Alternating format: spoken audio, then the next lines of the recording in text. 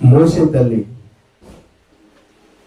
ఎన్ని సంవత్సరాలు పెంచిందో, పెంచి దేవుని గురించి, దేవుని వాక్యం అంతా, దేవుని ప్రజల గురించి, దేవుడు దర్శించే కాలం గురించి, దేవుడు దర్శించే సమయం గురించి, దేవుడు అద్భుతకరంగా ఆశ్చర్యకరంగా తనను పోషించిన విధానాన్ని అంతా కూడా ఎవరికి వివరించి చెప్పింది?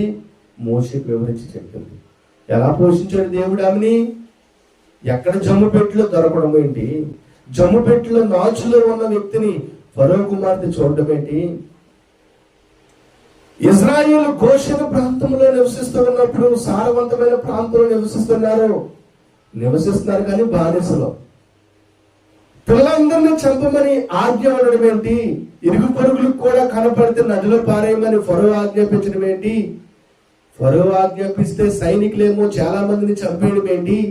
చంపబడిన వారు చంపబడితే దాచబడిన వారి కోసం ఆశ్చర్యకరంగా అందులో మోషే ఒకడు మిగలడం ఏంటి?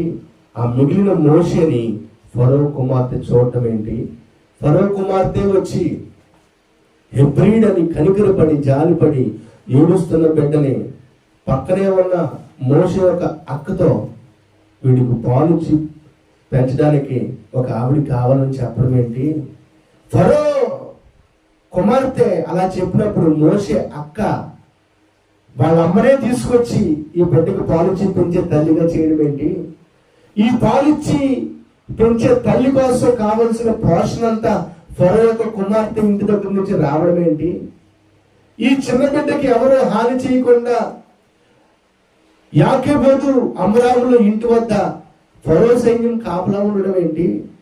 ఫరో సైన్యం కాపలా ఉండడమే కాదు, ఇరుగు పొరుగుల వారు ఎవరైనా కానీ ఈ బిడ్డ వైపు కన్నెత్తి చూడకుండా, ఎవరు ఫరోకి ఫిర్యాదులు చేయకుండా అక్కడ చాటింపేయించడం ఏంటి? ఇదంతా అదృశ్యంగా ఎవరు చేస్తున్నారో? దేవుడు చేస్తున్నాడు. ఎలా చేస్తున్నాడు? యాకోబు అబ్రాహాములు ప్రార్థన, కుటుంబంలో తల్లిదండ్రులు ప్రార్థన, తల్లి ప్రార్థన, శ్రేష్టమైన తల్లి ప్రార్థన, యాకోబు ప్రార్థన, దేవునికి చేస్తున్న ప్రార్థన. అప్పటికి యాకోబు, అమ్రాము, అహరోను, మిరియాము వీళ్ళందరూ ఎక్కడున్నారు? చెరలో, ఐగుప్తు చెరలో బానిసత్వంలో ఉంటున్నా, దోచుకోబడుతున్నా, అవమానించబడుతున్నా, నిందించబడుతున్నా, దేవుని అదృశ్య హస్తము, కాపుదల, ప్రణాళిక వారి మీద ఎంత కృప చూపించారా? దేవునికి స్తోత్రం కలుగునుగా. ఆశ్చర్యకరమైన దేవుడు. శత్రువు కంటపడకుండా కాపాడాడు. ఇప్పుడు శత్రువు కంటపడినా కానీ శత్రువే ఏమీ చేయలేనట్టుగా చేశాడు. దేవునికి స్తోత్రం.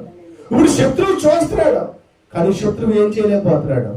దేవుని బిడ్డలారా జ్ఞాపకం ఉంచుకోండి, దేవుడు మన ప్రభు అయిన యేసయ్య, ఆయన శత్రువు నుంచి మనల్ని విడిపించి సంరక్షించి, శత్రువు చూస్తున్న నీటికి వాడు మనల్ని ముట్టకుండా ఆయన మనల్ని సంరక్షించి మన మీద కృపను ధ్వజనిస్తాడు. దేవునికి స్తోత్రం కలుగునుగాక.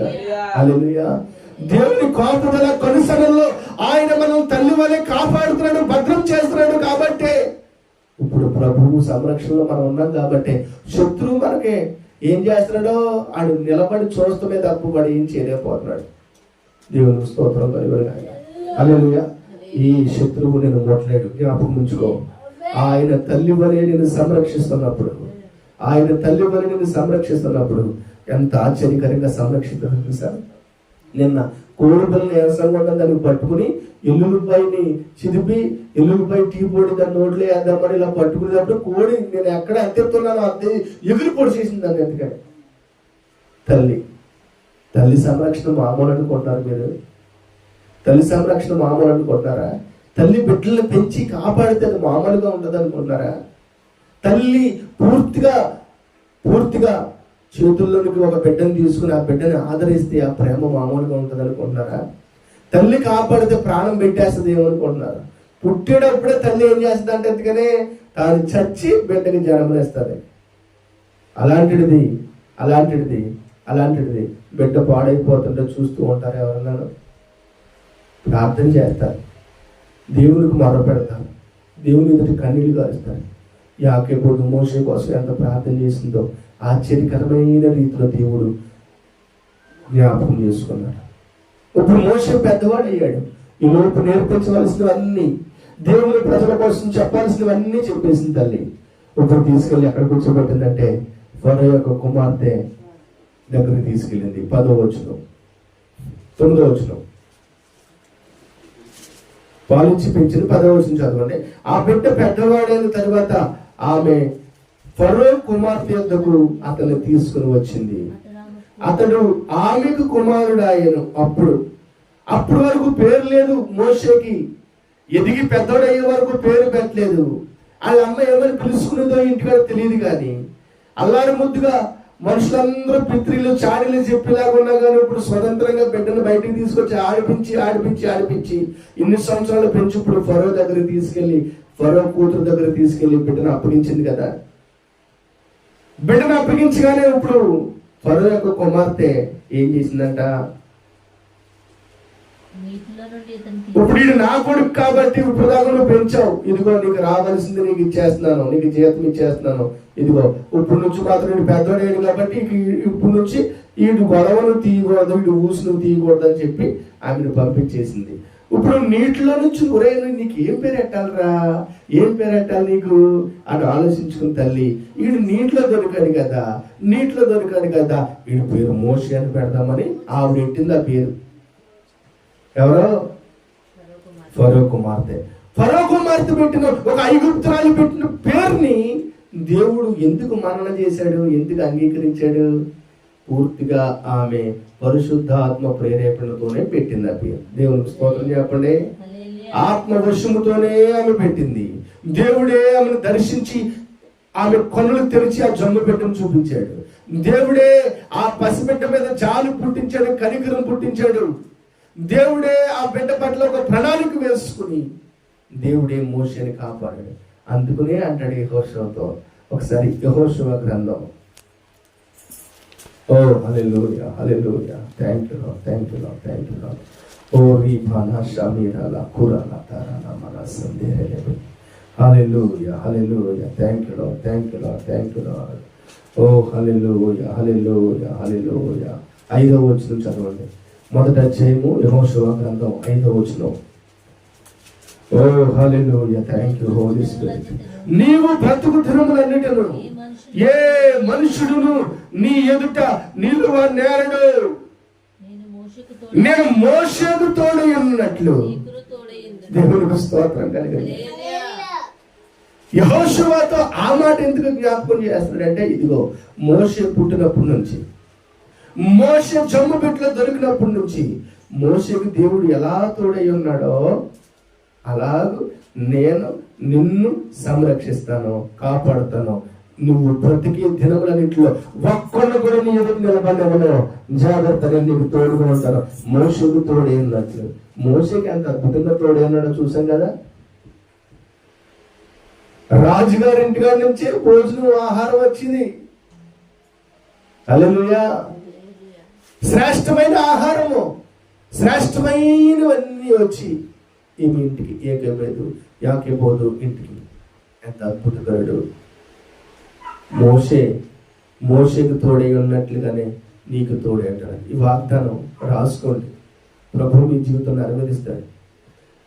నీవు బ్రతుకు దినములన్నింటిలో ఏ మనుషుడు నీ ఎదురు నిలవకుండా ఆయన చేస్తాడు. ఎలా అంటే మోషేకు తోడైనట్లుగా నీకు తోడే అంటాడు.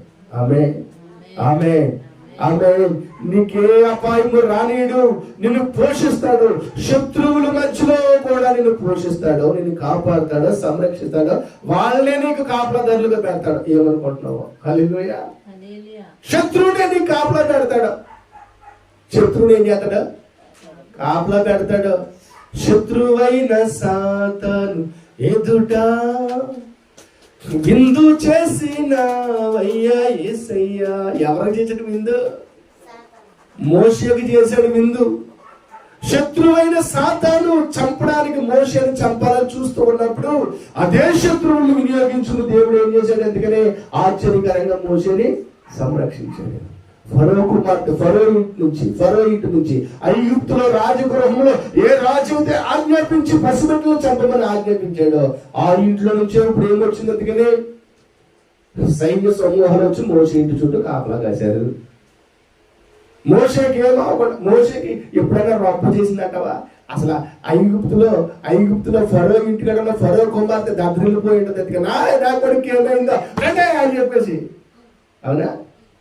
జ్వరం వస్తే అమ్మా జ్వరం వచ్చింది అంటే ఏమేమి కావాలో నా కుమారుడికి పట్టుకెళ్ళరా అని చెప్పేసి మొత్తం ధనము, బంగారము, వెండి ఏమేమి కావాలో మంత్రజ్ఞులు ఎవడెవడైతే ఉన్నారో వాళ్ళందరినీ పంపించేసి ఉంటుంది. అవునా కదా? వైద్యులు ఎంతమంది ఉంటే అంతమంది వచ్చేసి ఉంటారు, నిలబడి ఉంటారు. ఆమె ఎవరో ఫరో కుమార్తె.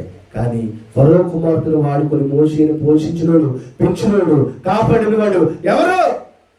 నజరేయుడైన యేసయ్య, సైన్యములకు అధిపతి, హెబ్రీయుల దేవుడు. ఆ హెబ్రీయుల దేవుడే మన దేవుడు. హల్లెలూయా.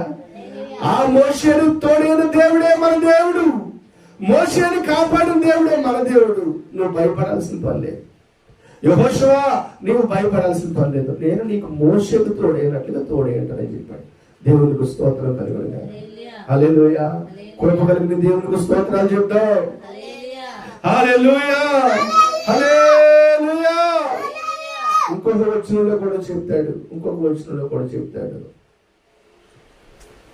16వ వచనంలో,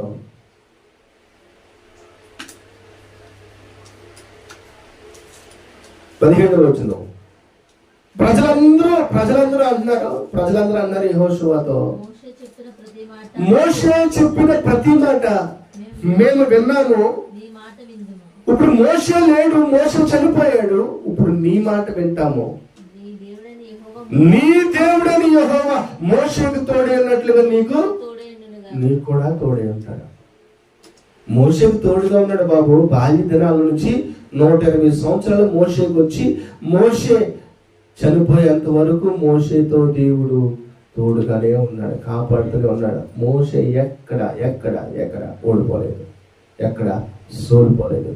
మోషేని దేవుడు 120 రోజులు 3 సార్లు ఆయన దగ్గర దాచుకున్నాడు. 3 సార్లు ఆయన మహిమలో దాచుకున్నాడు దేవుడు. మోషేని అక్కడ తీసుకెళ్ళి, తండ్రి దగ్గర తీసుకెళ్ళి 40 సార్లు, 40 రోజులు ఒకసారి, 40 రోజులు ఒకసారి, 40 రోజులు ఒకసారి, 120 రోజులు తండ్రి అయిన దేవుడు, మన ప్రభు అయిన దేవుడు, హెబ్రీయుల దేవుడు, ఇశ్రాయేలు దేవుడు, కొడుకుల నిద్రపోయిన దేవుడు తన ప్రజల కోసం మోషేను భద్రపరుచుకున్నాడు, కాపాడుకున్నాడు దేవుడు. హల్లెలూయా, హల్లెలూయా, హల్లెలూయా, హల్లెలూయా. కాపాడుకున్నాడు. నువ్వు ఎవరి చేత కాపాడబడాలనుకుంటున్నావు? మనుషుల చేత, దేవుని చేత? ఎవరి సంరక్షణలో బ్రతకాలనుకుంటున్నావు? దేవుని చేత, మనుషుల చేత? మనుషుల్ని చూపిస్తే ఆ డాక్టర్కి ఈ డాక్టర్ చూపిస్తారు, వాడిని స్వస్థపరచలేడు, వాడిని బాగు చేయలేడు, వాడిని నీకు ఆరోగ్యం వేయలేడు, వాడిని నీకు ఆయుష్ను పోయలేడు. కానీ దేవుని చేతులకు అప్పగించుకుంటే శత్రువులే ఆయన చెప్పినట్లుగా విని, సాతానుగాడే ఏం చేయాలో తెలవక ఆయన ఆజ్ఞాపించుకొని చేసి ఎవరు బాబోయ్ అని ముట్టుకోకూడదని అలాగా చేతులు కట్టుకుని చూస్తాను. యాక దేవునికి స్తోత్రం చెప్తున్నారు. హల్లెలూయా. నిన్ను ముట్టడానికి ఎవరు సరిపోవడం దేవుని సంరక్షణలో ఉంటే. హల్లెలూయా, హల్లెలూయా. ఎంత కృప కలిగిన దేవుడు. పెద్దవాడై వచ్చినప్పుడు మోషే ఫరో కుమార్తె దగ్గరకు వచ్చినప్పుడు ఏం జరిగిందనుకుంటున్నారో? మోషే జాయిగా ఎదుగుతున్నాడు. దేవుని వాక్యం మోషేలో ఎదుగుతుంది. దేవుని ఆలోచనలో, దేవుని ప్రజల కొరకైన ఆలోచనలు మోషేలో ఎదుగుతూ ఉంటుంటేనే ఇప్పుడు ఐగుప్తు ఫరో ఇంట్లో రాజకుమారుడిగా భోగభాగ్యాలు అనుభవిస్తున్న తను ఎక్కడికి వచ్చాడంటే, నిర్గమాకాండం 2వ అధ్యాయంలో ఎక్కడికి వచ్చాడో చూడు, 11వ వచనం. ఆ దినములలో మోషే పెద్దవాడై తన జనుల యొద్దకు పోయి వారి భారాలను చూశాడంటే. ఎక్కడికి వచ్చాడు? చిన్నప్పటి నుంచి తల్లి ఏం చెప్పింది? నీ ప్రజలు కఠిన దాస్యంలో ఉన్నారయ్యా, నీ ప్రజలు దేవుని కోసం నిరీక్షించి చూస్తున్నారయ్యా, ఆ ప్రజలను విడిపించేవాడిగా నువ్వు తయారవ్వాలయ్యా, దేవుని ప్రజల కోసం నువ్వు బ్రతకాలయ్యా అంటూ నేర్పించింది. ఉన్నది ఎక్కడ? మోషే ఉన్నదే ఫరో ఇంట్లో. కానీ ఫరో ఇంట్లో ఉన్నా కానీ మోషే హృదయంలో ఉన్న భారం ఏంటి? తన ప్రజల కోసం. నువ్వు ఈరోజు ఎలాంటి భోగభాగ్యాల్లో ఉన్నావో, ఎలాంటి సిరి సంపదల్లో తోలాడుతున్నావో, దేవుని ప్రజలకు ఏమవుతుందో, దేవుని ప్రజలు ఎలా ఉన్నారో, దేవుని ప్రజలు ఏమైపోతున్నారో అనే ఆలోచన, జ్ఞానము నీకేమైనా పనిచేస్తుందా? స్పృహ నీకుందా? మోషేకి ఆ భారం తన తల్లి నేర్పింది. మోషే పెద్దవాడైనప్పుడు మోషే తన ప్రజలను చూడాలనిపించింది. తన తల్లి చెప్పిన మాటలన్నీ జ్ఞాపకం ఉంచుకొని నా సహోదరులు ఎలా ఉన్నారని చూద్దామని వెళ్తే అక్కడ ఒక ఐగుప్తీయుడు ఒక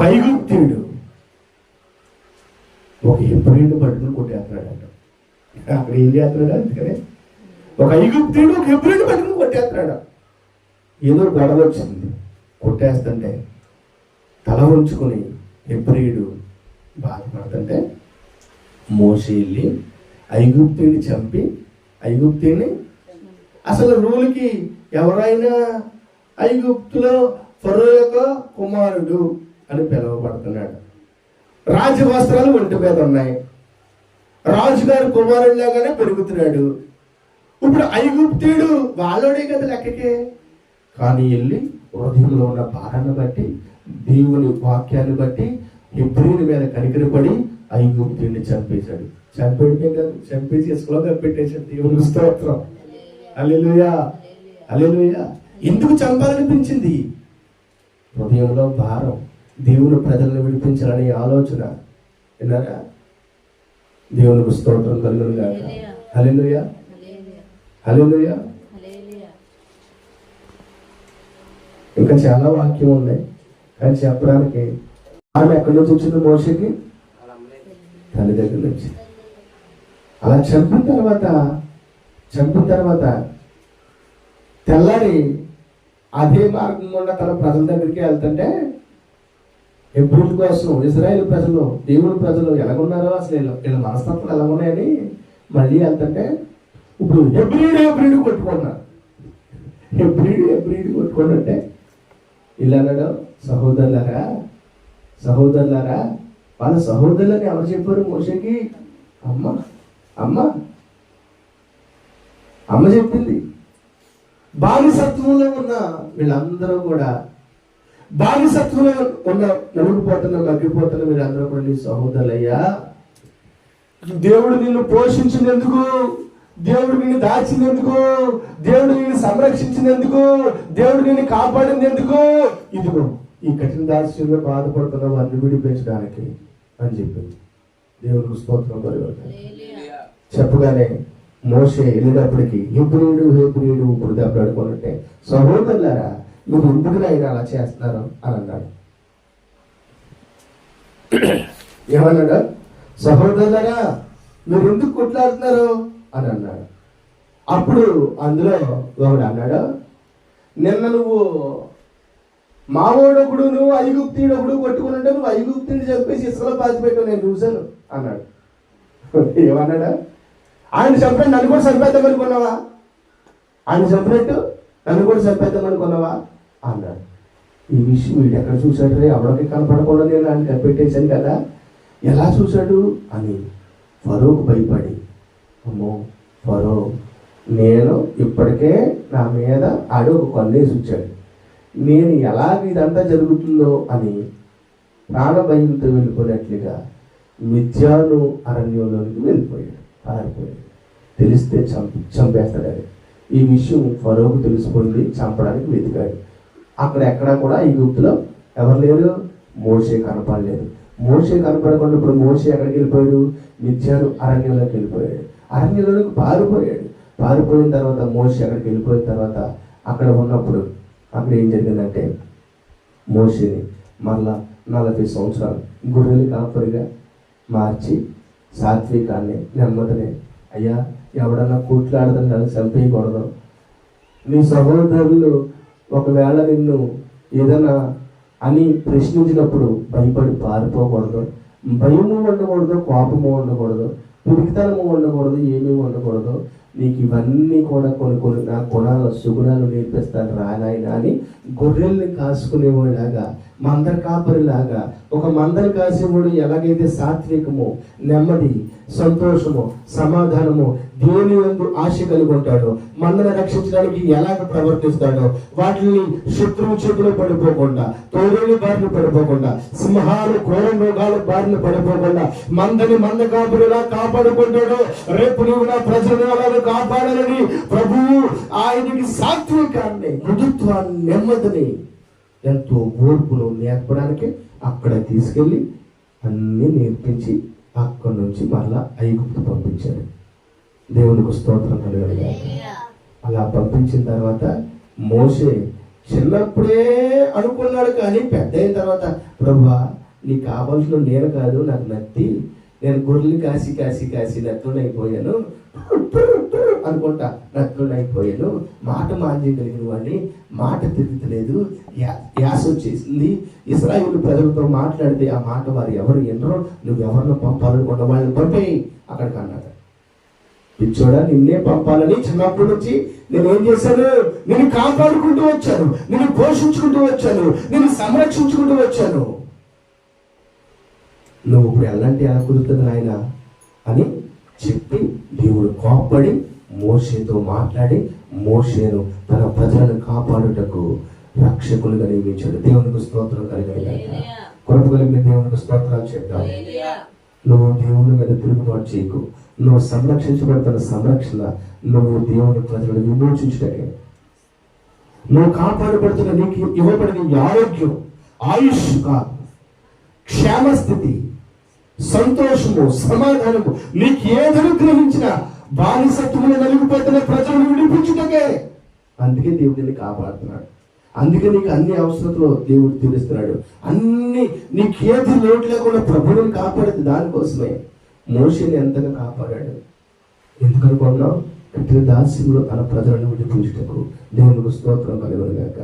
నీ మీద కూడా దేవునికి ఎన్నో ప్రణాళికలు ఉన్నాయి, ఎన్నో ఆలోచనలు ఉన్నాయి, ఎన్నో తలంపులు ఉన్నాయి. కానీ నువ్వు తప్పించుకుని తిరుగుతున్నావు.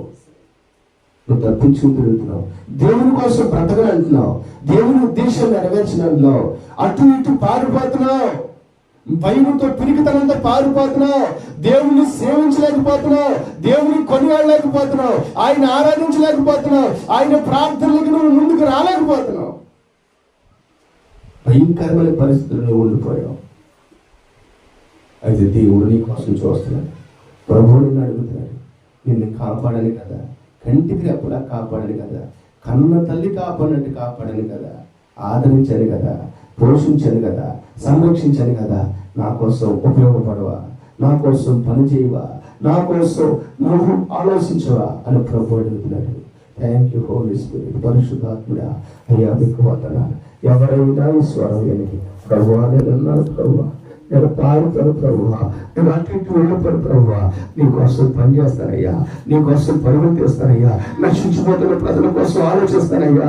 అయ్యా మారు మనసు లేకుండా పాపంలో, శాపంలో, దాస్యత్వంలో బానిసలుగా బ్రతుకుతున్న అపవాది సంఖ్యలో, అపవాది అధికారంలో బ్రతుకుతున్న నా ప్రజలను నేను చూడడానికి వెళ్తాను ప్రభువా అని ఎవరైతే ముందుకు వస్తారు వాళ్ళని ప్రభు వాడుకుంటాడు, వారికి తోడై ఉంటాడు, వారిని సంరక్షిస్తాడు, వారిని కాపాడుతాడు, వారిని నడిపిస్తాడు.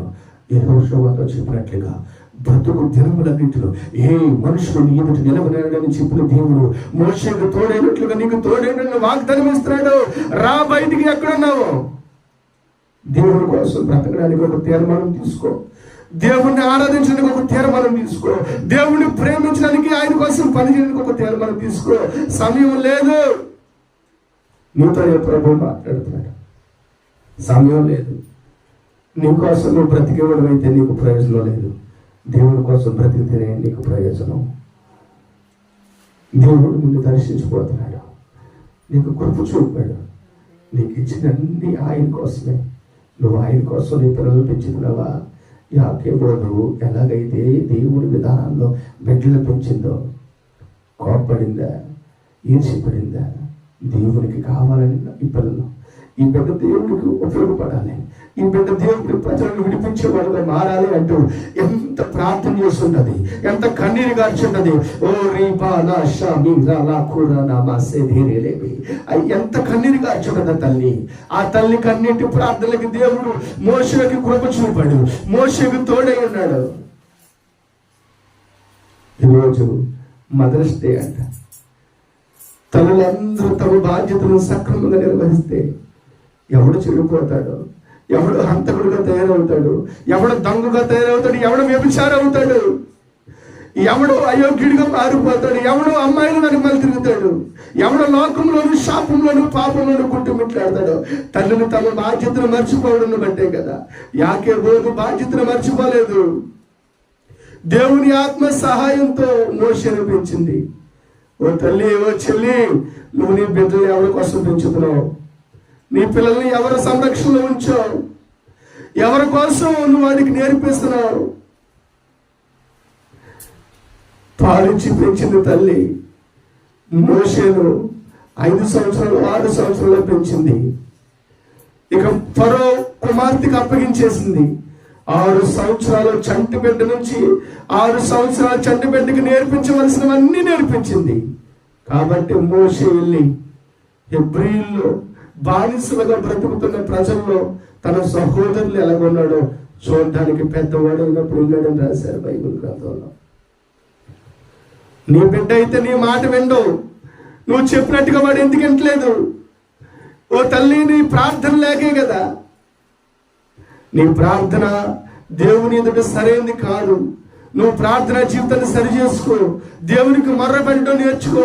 నా బిడ్డలను యాకోబు ఎలాగైతే మోషేను నీ కోసం పెంచిందో ప్రభువా, నీ ప్రజల కోసం పెంచిందో ప్రభువా, ఆ రీతిగా నా బిడ్డలను నేను నీ కోసం పెంచడానికి ఒక తీర్మానం తీసుకుంటున్నాను. నోరు తెరుద్దాం, ఒకసారి నోరు తెరుద్దాం. పరిశుద్ధాత్మని దర్శిస్తున్నప్పుడు అభిషేకించబడు, ఆ కృప నీకు ఇస్తాడు. యాకోబుకు దేవుడిచ్చిన జ్ఞానాత్మ, పరిశుద్ధాత్మ అభిషేకమును నీకు ఇస్తాడు.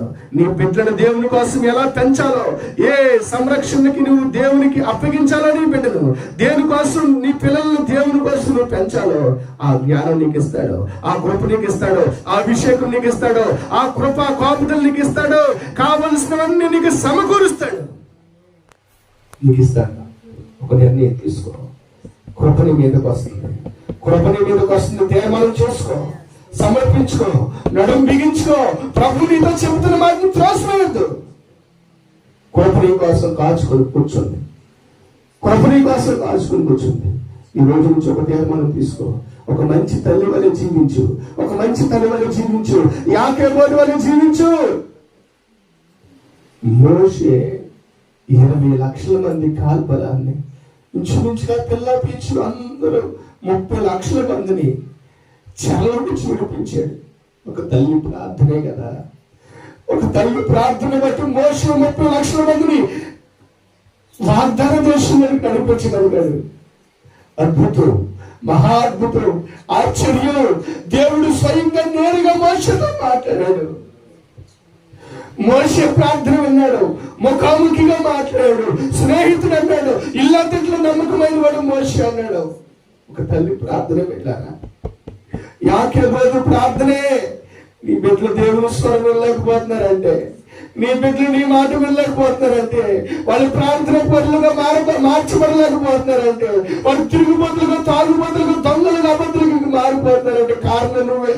నేను లెక్క అడుగుతాడు దేవుడు ఖచ్చితంగా. ఏ బాధ్యత లేకుండా, బాధ లేకుండా పిల్లలారా, మీరు పిల్లల్ని ఇష్టానుసారంగా వదిలేడు. దేవుడు చూస్తున్నాడు, భూమి మీద నరులందరినీ పరిశీలన చూస్తున్నాడు. ఆయన నీ బిడ్డల గురించి నీ లెక్క అడుగుతాడు.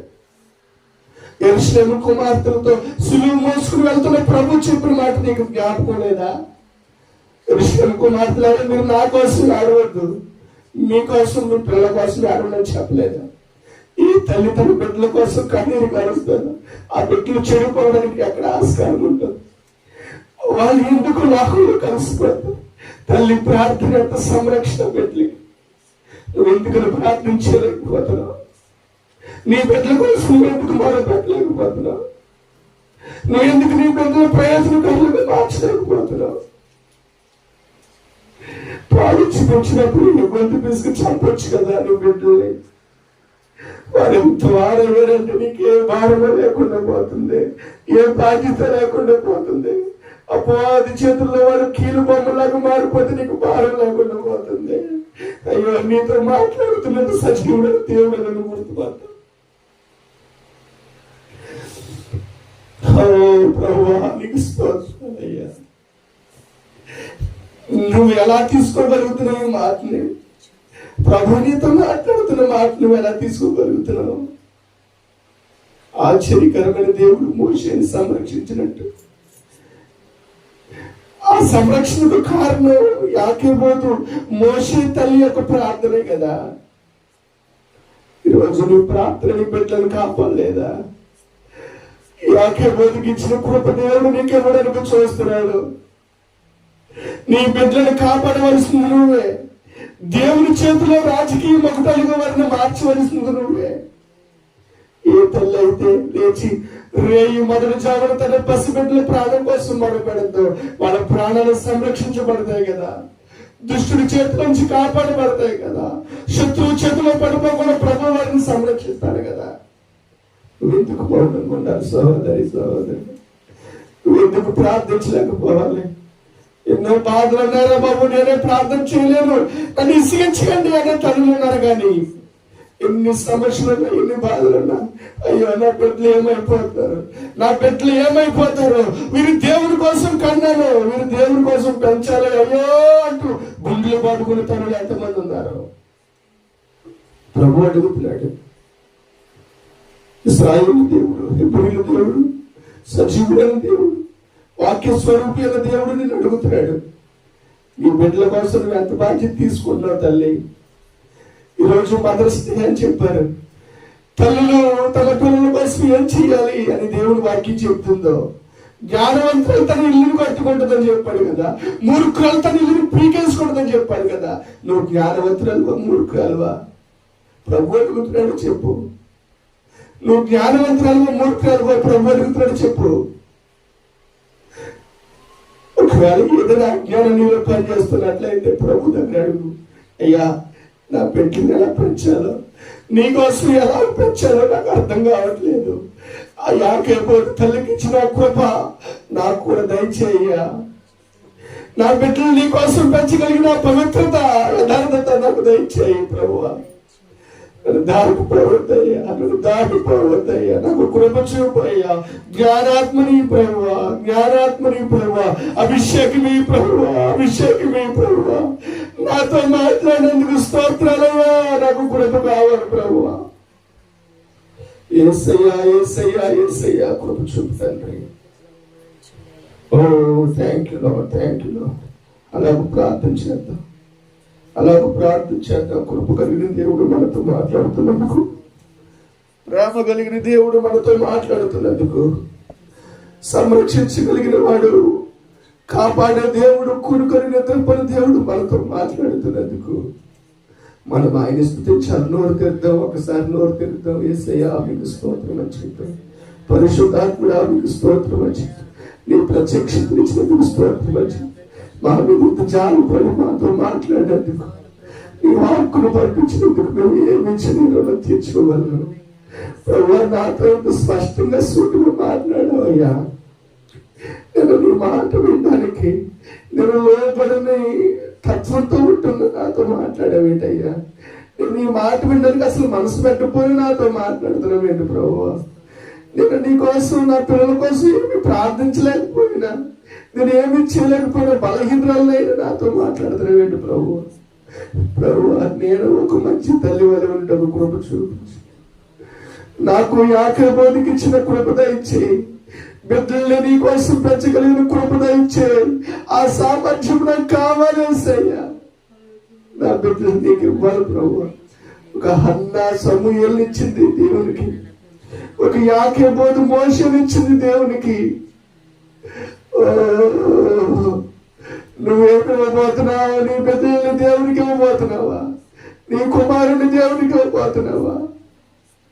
నీ పిల్లల్ని దేవుని చేతిలో పెట్టవా? తండ్రి అయిన దేవుడు తన ప్రియ కుమారుని నీ కోసం ఇచ్చేశాడు.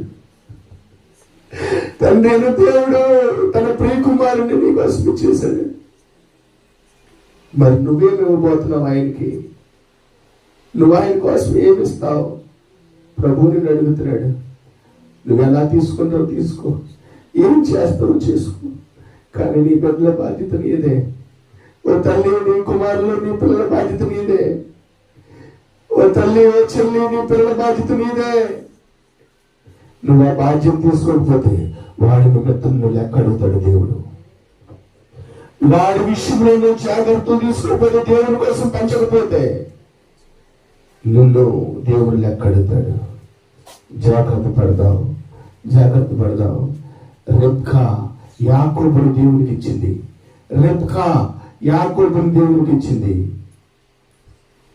లేయా యోధాను దేవునికి ఇచ్చింది. లేవిని దేవునికి ఇచ్చింది. గోత్రాన్నే ఇచ్చేసింది. రాహేలు యోసేపుని ఇచ్చింది. బెన్యామీన్ని ఇచ్చింది. నువ్వెవరిని ఇస్తున్నావు? రాహేలు తన పిల్లల కోసం ఎలా కన్నీరు కాస్తుందో తెలుసా? తన బిడ్డల కోసం ఎలా ఏడుస్తుందో తెలుసా? యేసు ప్రభు పుట్టినప్పుడు 2 సంవత్సరాల వయసు కలిగిన వారందరినీ ఎందుకు చంపారో తెలుసా? బిడ్డలు గర్భఫలము యెహోవా ఇచ్చు బహుమానము, కుమారులు యెహోవా అనుగ్రహించే స్వాస్థ్యము. ఆ స్వాస్థ్యము నువ్వు పొందకుండా, నువ్వు పరలోక స్వాస్థ్యం పొందకుండా నీ బిడ్డల వాడు ఏం చేస్తున్నాడంటే పాడు చేస్తున్నాడు. అయితే నువ్వు బలం తెచ్చుకో, దేవుని ఆత్మ చేత కృపను పొందుకో. నీ బిడ్డలను దేవుని కోసం పెంచు. దేవుడు నీకు కృప చూపుతాడు. నిన్ను చరిత్రలో నిలిచిపోయే తల్లిగా, ధన్యురాలను చెప్పుకునే తల్లిగా, ప్రజలందరూ నేను కొనియాడే తల్లిగా నేను మారుస్తాడు. Thank you lord. ఆమె పిల్లలు లేచి ఆమెను ధన్యురాలని కొనియాడతారంట. దేవుని కృపను బట్టి, ఆ వాక్కు నీకు అనుగ్రహించడాన్ని బట్టి ప్రభువుని అంత ప్రేమిస్తున్నాడు. తండ్రి నీకు వందనాలు. మాతో మాట్లాడినందుకు స్తోత్రాలు. మమ్మల్ని దర్శించినందుకు స్తోత్రాలు. బలహీనులు, చేతకలు, అయోగ్యులు, అపాత్రులైనప్పటికీ మా కోసం దిగి వచ్చినందుకు స్తోత్రాలు. అయ్యా దైవజ్ఞ తండ్రి, చేయాలి ద్వారా ప్రభువా నాయన, తల్లి ఎలాగైతే ప్రభువా యాకోబు మోషేని ఎలా దాచిందో, శత్రువు కంట కనబడకుండా ఎలా దాచిందో, దేవా 17, 19, 19 తారీఖులు నాయన నీ సంరక్షణలో నువ్వే మాకు తల్లివై నీ చాటును మమ్మల్ని దాచను ప్రభువా. 3 రోజుల ఉపవాస ప్రార్థనలో నీతో కలపడానికి, నీలో ఐక్యమైపోవడానికి మోషేని 120 రోజులు దాచావు నీ దగ్గర. ఒక్క 3 రోజులు నీతో ఉండే కృప దయచేసి అంతగించుచున్న అందుకని శక్తుల్ని, శరీరాన్ని, వ్యామోహాల్ని, స్వాదులన్నింటినీ తొలగించి దేవా 19వ తారీఖు సాయంత్రం నీ చిత్తానుసరమైన కృపను విడుదలొచ్చి ఒక మహిమాత్మను పంపించు. మీరు రండి యేసయ్య, మీరు రండి ప్రభువా. 19వ తారీఖు నీ చిత్తానుసరమైన కార్యాలు జరగాలి. యాకోబుకి అనుగ్రహించబడిన నాయన, ఆమెకు నియమించబడిన భక్తిము, ఆమెకు నియమించబడిన సకలము ఎలాగైతే ఫరో కుమార్తెతో మీరు అనుగ్రహించారు మోషే కోసం ప్రభువా, బంధించబడిన నీ ప్రజల కోసం ప్రార్థన చేయడానికి తీర్మానం చేసుకున్నాను. కానీ అయ్యా నా బలము, నా జ్ఞానం అందుకు సరిపోవట్లేదు ప్రభువా. అయ్యా దయచేసి యాకోబు ఎలాగైతే తన బిడ్డల కోసం ప్రభువా మోషేను భద్రపరచడానికి ఎలాగైతే ప్రభువా సంకల్పించుకుందో, సమర్పించుకుందో ఆ కృప నాకు దయచేయండి అయ్యా. 19వ తారీఖు ఆదివారం సాయంత్రం నీ చిత్తానుసరమైన కూడికలు జరిగి అన్ని కార్యాలు నీ కృపతో జరిగినాయి ప్రభువా. బలహీనుడి, చేతకారుని, చేరలేని వాడిని అయ్యా నీ ముందు సాగుపడుతున్న సహాయం చేయండి. దానికి కావలసినవన్నీ క్రీస్తు యేసునందు మహిమైశ్వర్యించుకుని అనుగ్రహించండి తండ్రి. అన్ని సమకూర్చి మహిమ తెచ్చుకో, ఘనముగా జరిగించుకో. మోషేకు తోడై ఉన్నట్లుగానే తోడై ఉండండి ప్రభువా. కృపను పాలించు.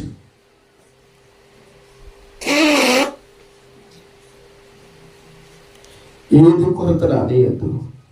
జన్ములను మాకు లోపరచువాడు నీవే కదా. బెదిరిపోతున్నాం ప్రభువా, పరిస్థితులను చూసి కలవరపడిపోతున్నాం తండ్రి. కానీ ప్రత్యక్షత నుంచి ఆశలు సజీవంగా ఉంచినందుకు స్తోత్రాలు. మాతో మాట్లాడుతూ నేను ఉన్నానని, మోషేకు తోడై ఉన్నట్లు నేను నీకు తోడై ఉంటానని, ఏ మనుషుడు నీ ఎదుటి నిలవలేనని వాగ్దానం ఇచ్చినందుకు స్తోత్రం అయ్యా. స్తోత్రం తండ్రి. నువ్వు ఉన్నావని నీ ప్రజల కొరకు ధైర్యంగా నిలబడతారు ప్రభువా. అపాయాల నుంచి తప్పించి నీ ప్రజల కోసం మమ్మల్ని రక్షకులను నియమించినందుకు స్తోత్రాలు. అయినా వేల మందిని ఒక్క రాత్రిలో నీ కృప చేత, నీ సహాయం చేత, నీ బాహుబలం చేత ఆయన వాగ్దాన భూములను నడిపించగలిగిన కృప మీరు అనుగ్రహిస్తున్నందుకు, మోషేకి ఇచ్చిన కృప మీరు మాకు అనుగ్రహిస్తున్నందుకు నేను స్తుతిస్తూ ఘనపరుస్తూ ఈ ప్రార్థన కొడుకంతటి నీ నామానికి మహిమకరంగా మీరు జరిగించుకున్నందుకు నీ పాదాలు ఎదురు సాగిలు పడుతూ మహిమపరుస్తూ నజరేయుడైన యేసుక్రీస్తు నామములో ప్రార్థించినవన్నీ పొంది ఉన్నామని, అడిగినవన్నీ పొంది ఉన్నామని, అన్ని నువ్వే సమకూరుస్తున్నామని పరిపూర్ణంగా ఏమీ సందేహించకుండా నమ్ముచు ప్రార్థించి పొంది ఉన్నాము పరమ తండ్రి. ఆమేన్. మన ప్రార్థన ఆలకించి మనతో మాట్లాడే తండ్రి దేవునికి స్తోత్రాలు చెప్దాం. స్తోత్రం స్తోత్రం స్తోత్రం స్తోత్రం స్తోత్రం స్తోత్రం. మన ప్రభువును ప్రియరక్షకుడైన యేసయ్యకి స్తోత్రాలు చెప్దాం. స్తోత్రం స్తోత్రం స్తోత్రం స్తోత్రం. పరిశుద్ధాత్మ దేవునికి స్తోత్రాలు చెప్దాం. స్తోత్రం స్తోత్రం స్తోత్రం. ప్రభు మిమ్మల్ని అందరిని దీవించి ఆశీర్వదించి కాచి కాపాడుగాక, వర్ధలింప చేయనుగాక.